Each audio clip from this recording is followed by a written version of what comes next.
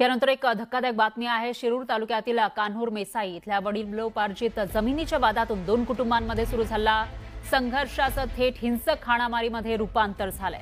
या प्रकारामुळे गावात तणावाचं वातावरण आहे। तर या घटनेनंतर पोलिसांनी दोन्ही गटातील 14 जणांविरुद्ध परस्पर विरोधी गुन्हे दाखल केले। आणि याविषयी अधिक माहितीसाठी आपले प्रतिनिधी सचिन तोडकर हे आपल्यासोबत फोन लाईनवर जोडलेले आहेत। सचिन, काय सांगाल? महिला असतील किंवा पुरुष एकमेकांना मारहाण करताना दिसतायत, नेमकं काय घडलंय शिरूरच्या या कान्हूर मेसाईमध्ये? खरं तर शेतीच्या वादातून ही दोन गटात हाणामारी झाली आहे। शिरूर तालुक्यातील कान्हूर मेसाई येथील पांडुरंग पुंडे यांची ही वडिलोपार्जित जमीन आहे।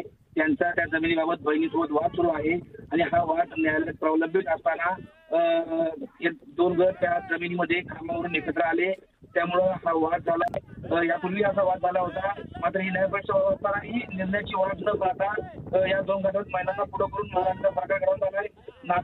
नाथाव जे त्याच्या बहिणीचं कुटुंब आहे, त्या कुटुंबातील महिलांनी प्रथम या शेतात प्रवेश केला आणि त्या पांडुरंग पुंडेंनी आणि त्याच्या गटाने विरोध केल्यामुळे वाद उभा राहिला आणि तो वाद हातागाडीवरती आला। त्याचे रूपांतर हाणामारीत झाले आणि या हाणामारीच्या बाबतीत पोलिसांनी परस्पर विरोधी गुन्हे दाखल करून पुढील तपास सुरू केला आहे। स्टुडिओ निश्चितच सचिन, एकूणच असं म्हणता येईल की हा जो वाद आहे तो बातचीत करून सोडवायला पाहिजे, मात्र या लोकांनी एकमेकांवर हात उगारायला सुरुवात केल्याचं दिसतंय। आता पुढे नेमकं काय होईल ते बघावं लागेल।